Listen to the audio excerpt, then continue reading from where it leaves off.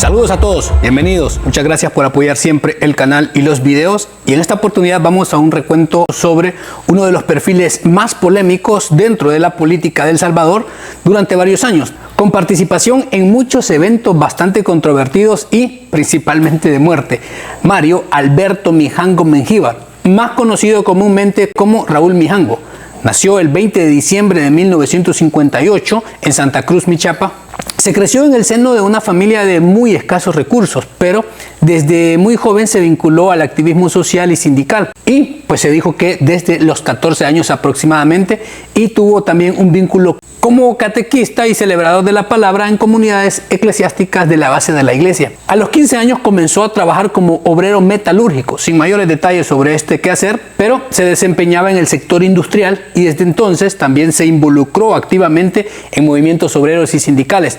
Cuando cumplió los 17 años fue parte de los fundadores de la Liga de Obreros Revolucionaria. Esto era de tendencia completamente trotskista, que fue una corriente ideológica dentro del marxismo desarrollada por León Trotsky y sus seguidores. Se caracterizaba por su énfasis en la revolución permanente y su base principal de una democracia obrera dentro del partido. Un año más tarde logró convertirse en un dirigente sindical y en un comando urbano, en teoría defendiendo los derechos de los trabajadores en un contexto de creciente conflictividad social. Sobre la formación académica no hay registros de estudios escolares ni tempranos, tampoco técnicos o universitarios, no existe. Solo su trayectoria, que fue muy marcada por la experiencia laboral, el activismo social y la participación político-militar desde muy joven. Todo esto muy aparte de cualquier referencia a una formación académica formal, que no existe. A pesar de esto, en su trayectoria revolucionaria y política realizó varias publicaciones escritas, incluso un libro que llamó Mi Guerra, una versión de su autobiografía. Pero con toda esta base se volvió un guerrillero combativo. Él mismo confesó en sus escritos que su principal motivación de convertirse en un subversivo, en un guerrillero en el Ejército Revolucionario del Pueblo, ERP, fue porque estos ya eran un brazo armado y por esto le darían la posibilidad de probar su valor en los campos de batalla directamente entre las balas. Utilizaba una frase popular, decía que le picaban las manos por tener una pistola, por empuñarla ahí, por disparar. Obviamente dentro de las filas guerrilleras. Ya incrustado dentro de las filas guerrilleras, en el preámbulo de la guerra civil, viajó a recibir formación revolucionaria en cursos de Cuba y Nicaragua. Posteriormente fue enviado hacia el frente suroriental del ERP, que cubría territorios entre San Vicente y el norte de Usulután. Su alias, Raúl Mijango, cobró cierta relevancia entre las filas guerrilleras por su carácter decidido, apegado a las ideologías del ERP, y porque se había convertido en un guerrillero de terreno de combate. Participó en varias incursiones fuertes dentro de la guerrilla, como la batalla del Nisperal en los 90 o en la rendición de Anamorós en la Unión, cuando habían capturado a varios soldados del ejército en 1983. También en acciones plenamente delictivas para presionar a la gente común a que les dieran extorsiones para poder fortalecerse como guerrilla. Por ejemplo, el sacrificio de 251 vacas en la hacienda Monte Grande en San Miguel. Y esto lo hizo Mijango y compañía ante la negativa del dueño de pagar lo que ellos decían un impuesto, pero era una extorsión. Por ello, pues, liquidaron el ganado del empresario, estableciendo cuantiosas pérdidas en el negocio. En todas estas expediciones, Mijango era como un mando medio. No fue un comandante de cúpula, pero sí tenía mucha influencia y ciertas libertades de decisión al momento de incursionar. Él mismo reconoció todo este actuar delictivo cuando fue guerrillero y fue de los pocos que habló con bastante claridad. ¿Tú puedes comparar al FMLN con lo que hacen hoy día las pandillas? ¿Tú extorsionabas? ¿Tú matabas de esa manera? Lo hacíamos, Nacho, y es de las cosas que yo creo que no hay aquí que venirse a vestir de santo, hombre. En todas las guerras hay muertos, hay extorsiones Ya para 1981, con 22 años, era un subcomandante guerrillero en el Frente Paracentral Anastasio Aquino y operaban en la zona de los Cerros de San Pedro al mando de las unidades élite del ERP. Para el 83 ayudó a conformar la brigada Rafael Arce Sabra, donde integró el Estado Mayor y fue jefe de batallón encargado en varias operaciones. Para 1985 fue uno de los fundadores de las Fuerzas Especiales dentro del ERP, una unidad élite responsable de varias acciones estratégicas en la zona oriental del país y obviamente también delictivas. Pero cerrando el conflicto civil, Raúl Mijango fue parte de la firma de los acuerdos de paz de Chapultepec en enero de 1992, como parte obviamente de los líderes del ERP que previamente se habían unido como el FMLN. A pesar de tener una misma bandera, todavía tenían sus divisiones al interior y se identificaban como tales. Después de la firma, Raúl Mijango desempeñó varios roles. Fue miembro del Grupo Conjunto de Trabajo conformado por representantes del ERP y ONUSAL, que era la misión de la ONU en El Salvador, encargada de supervisar la desmovilización de las fuerzas guerrilleras del ERP y de otras alas guerrilleras. Entre el 93 y el 95 fungió como director nacional del programa contra accidentes por minas, colaborando con el FMLN, con ONUSAL y con UNICEF, e incluso con la Fuerza Armada y parte del sector privado. Este programa logró desactivar y destruir varios campos minados que habían quedado después de la guerra. Posterior a 1994 participó activamente en la reconversión del FMLN en un movimiento armado a un partido político legal y para las elecciones. Formó parte de la Comisión de Seguimiento a los Acuerdos y coordinó la Secretaría de Asuntos Agrarios, que había negociado también repartición de cientos de manzanas de tierra cultivables para excombatientes y campesinos civiles. También coordinó el programa de asentamientos humanos rurales para reubicar a los beneficiarios.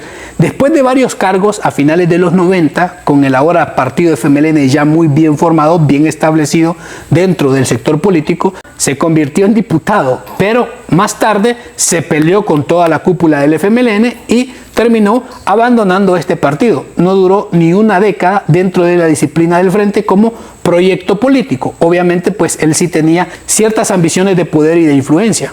Luego de su renuncia al FMLN en el año 2000, Mijango estuvo vinculado al movimiento renovador del FMLN ya desde 1997.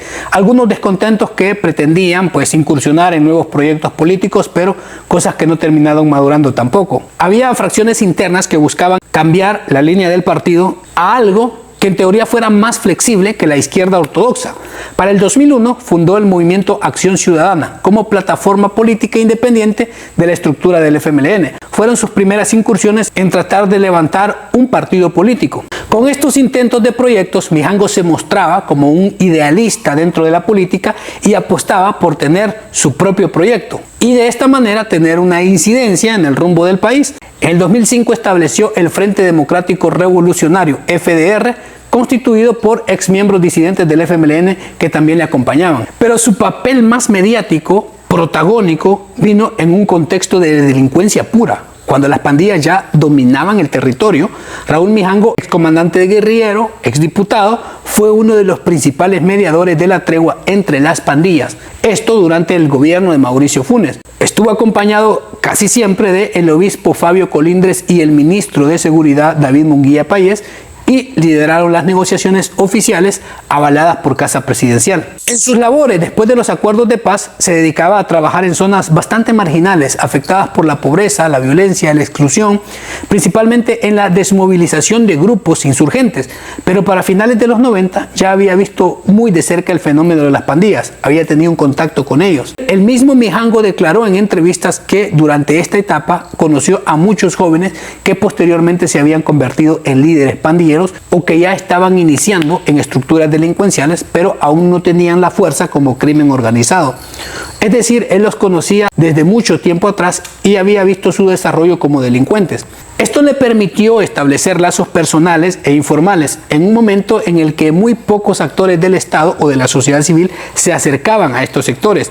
Pero ya en la década del año 2000, Mijango era conocido como un mediador informal entre comunidades, las maras, organizadores sociales y también autoridades locales. Esto lo posicionó como una figura que conocía los códigos, la lógica, los liderazgos, la estructura, todo lo de las pandillas. Y se puede decir sin temor a equivocarse que Mijango fue uno de los padres de la tregua de las pandillas. Sin él difícilmente se habría construido dicho plan, ya que era uno o quizá el principal hombre de confianza de las pandillas, aunque posteriormente se añadió Salvador Ruano. Pero Mijango se convirtió en un pleno vocero autorizado, alguien que tenía credibilidad entre los máximos líderes de las pandillas. En vista de esto, Mauricio Funes, con el general David Munguía Payés, que estaba al frente de seguridad, buscó interlocutores para abrir una vía de diálogo con las pandillas y Mijango era el elegido por los mismos delincuentes. Él mismo declaró en una entrevista que no conocía mucho a los de la cárcel, pero ya sabía quiénes eran los muchachos que estaban al frente de todas las maras. Según Mijango, la base de la tregua, las primeras pláticas no las iniciaron los pandilleros, sino que los primeros contactos que él personalmente sostuvo con palabreros de la Mara Salvatrucha y la 18 era para hablar del cese de la violencia. Y en todo este contexto, él mismo se vendía como un padre fundador de la tregua, con bastante orgullo. Raúl dijo que posteriormente había buscado esos contactos como parte de un plan que había revelado al ministro Munguía Payés. Pero eso no eran casualidades, ya que Mijango en el 2011 había trabajado fugazmente en el Ministerio de Defensa como asesor de Munguía Payés. Desde ese año, ambos habían discutido ampliamente la posibilidad de una negociación con las pandillas como clave para poder reducir los índices de homicidio y la delincuencia. Munguía Payés estaba claro que este fenómeno no se podía resolver por la vía de la represión, sino únicamente negociando. Con estas ideas, el general buscó llegar al Ministerio de Justicia y Seguridad y Funes lo aceptó, presumiblemente porque le había presentado tal vez algún borrador o un anteproyecto de lo que posteriormente se convertiría la tregua con las pandillas. En todo este escenario de control de las instituciones implicadas, el general decidió echar a andar un plan de diálogo. Tanto Mijango como el ministro Payés dijeron que Funes conoció desde el primer momento los planes de diálogo con las maras y, por supuesto, que los terminó aprobando. Si no, no se hubiesen podido echar a andar. El siguiente paso fue decidir a quiénes deberían incluir en su equipo para que las conversaciones tuvieran lugar.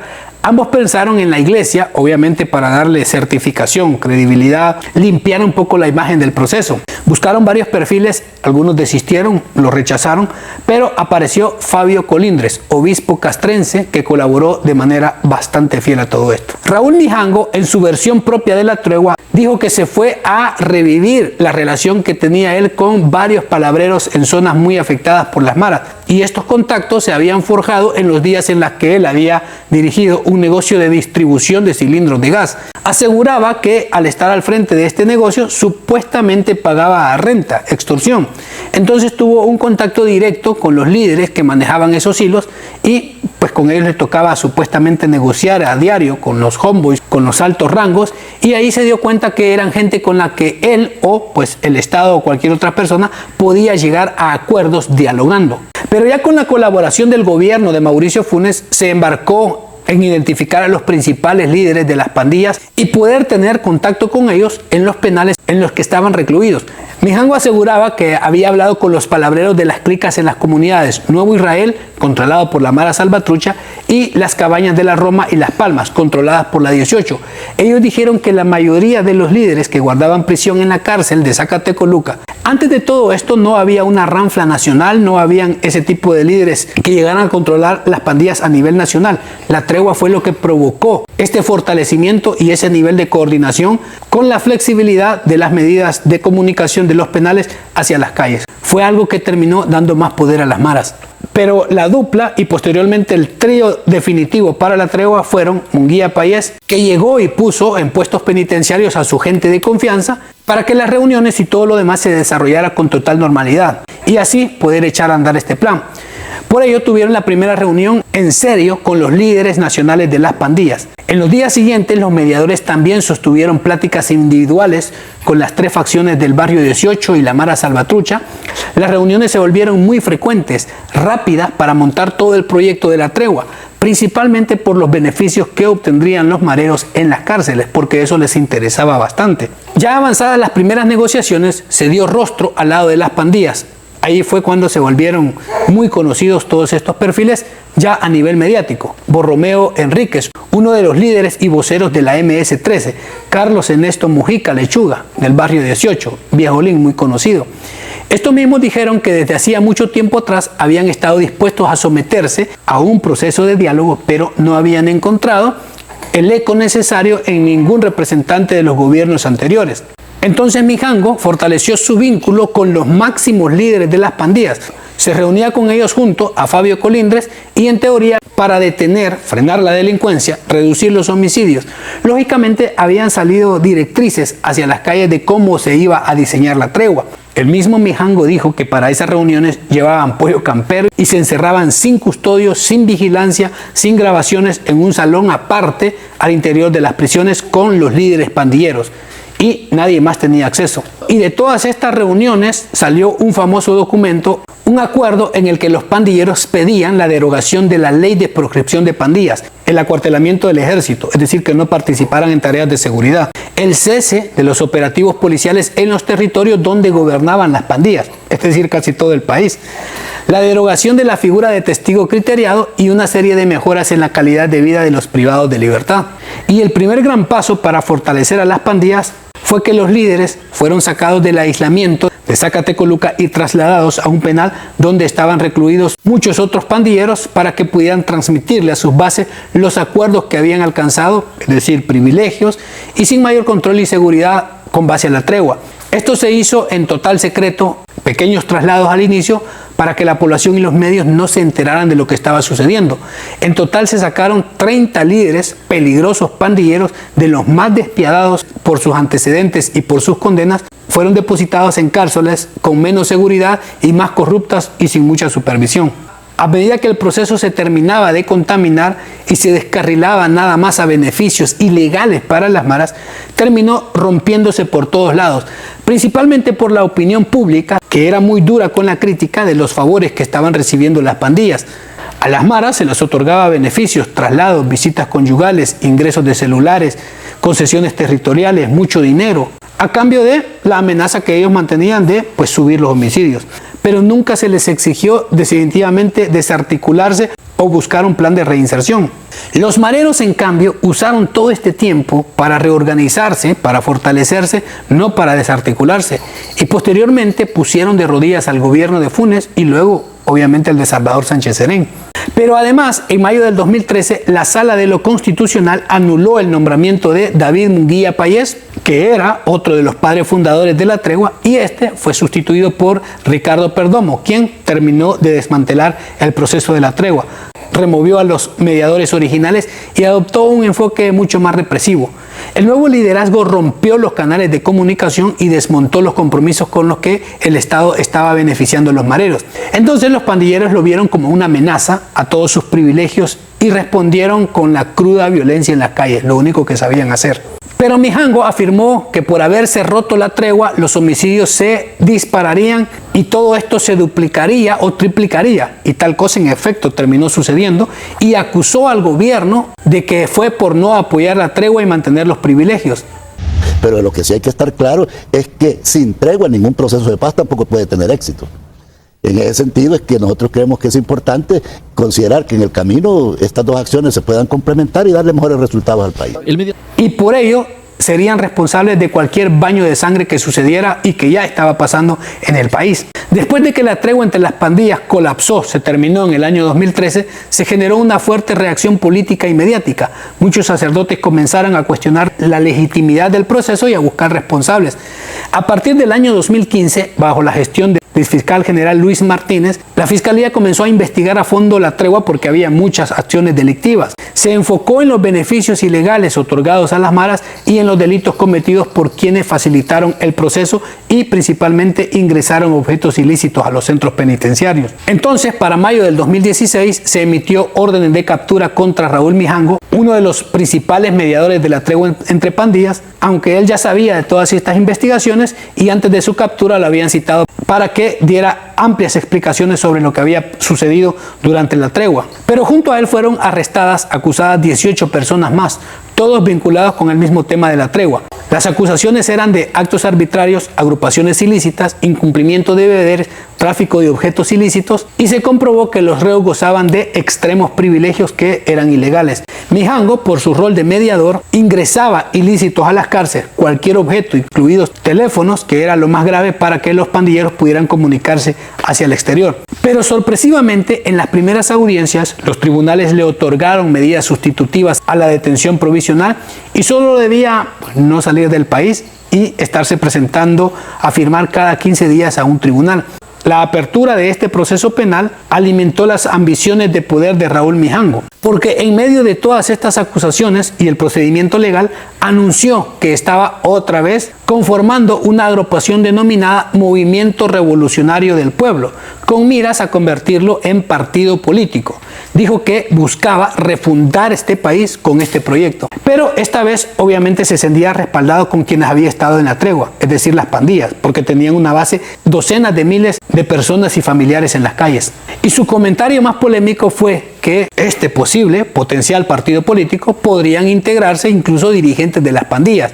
Si pueden o no participar gente vinculada a las pandillas, es decir, que este es un movimiento que lo estamos construyendo desde la perspectiva de que sea una alternativa. Si pueden jugar gente vinculada a las pandillas, yo lo he dicho claramente, las pandillas como estructuras son grupos que están rebelados contra el Estado, contra la sociedad, y ellos están fuera del sistema. Si es un espacio en el que alguien que ha estado vinculado a las pandillas quiere renunciar a la violencia, ¿por qué le vamos a cerrar el espacio? Aunque buscó matizar un poco las palabras diciendo que serían los pandilleros no violentos, no condenados, que tenían que renunciar a ese tipo de actividades, aseguraba que impulsar un nuevo modelo y en medio de la espiral de violencia que estaba el país, él veía la oportunidad que después de 25 años para poder hacer cambios y transformar el país, y con ese proyecto político llamó a la sociedad a organizarse y dejar de ser paños tibios. Lo curioso era que a Mijango solo las pandillas lo apoyaban, el resto de la población lo veía con recelo o peor aún con una imagen muy negativa. Todas las opiniones del campo político coincidieron que las pandillas habían ascendido a actores políticos desde la tregua, donde daban conferencias, eran tratados como perfiles célebres, ponían condiciones al pueblo, que allá iban a hacer una cosa, no iban a hacer la otra. Nunca se comprometieron a dejar de rentear o de hacer alguna cosa, sino simplemente de limitar algunas acciones en el territorio. A raíz de todo esto, las maras ya eran conscientes del poder que habían adquirido y esperaban dominar al Estado por completo. Esto como una fuerza extra del sistema. Pero Mijango lo sabía y en un acto bastante descabellado podría haber intentado ponerlos en papeletas de votaciones, es decir, un partido político. La estrategia de Mijango era su aprobación y comprensión con las maras, por considerarlas víctimas natas del sistema capitalista que se estaba viviendo.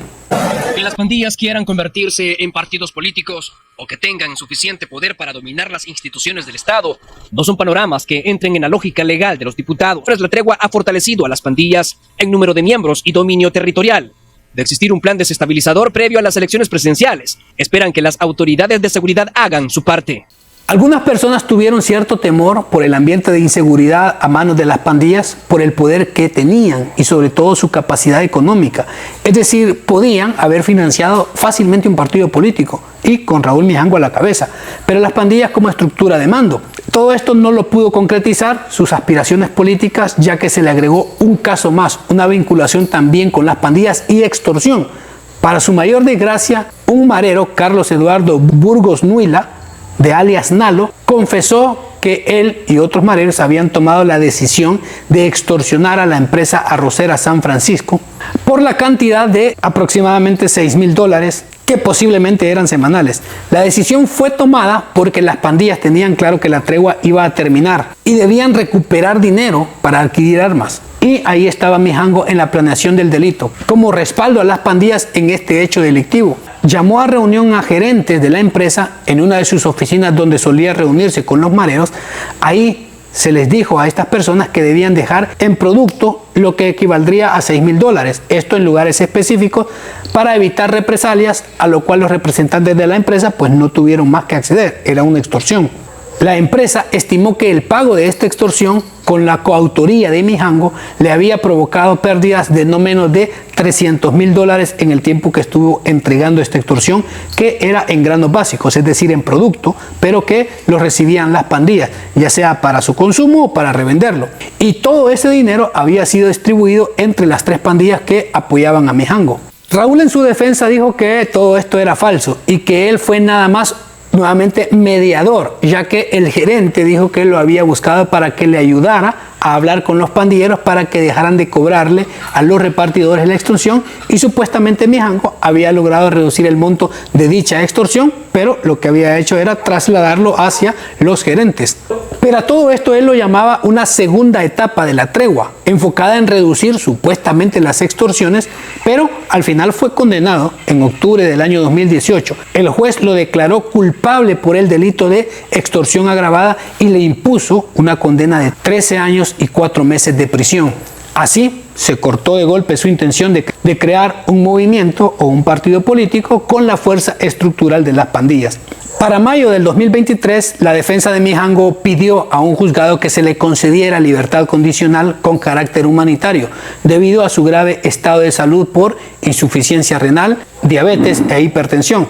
Su abogado argumentó que cumplía los requisitos legales, es decir, ser mayor de 60 años, haber cumplido al menos un tercio de su condena, de los 13 años que estaba purgando.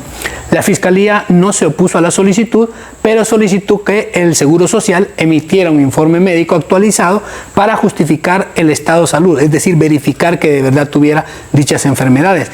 El juzgado dejó pendiente su decisión hasta recibir el informe final del seguro. Se pospuso bastante tiempo la audiencia final para decidir. Esto generó bastante incertidumbre sobre la situación o cómo iba a ser la resolución.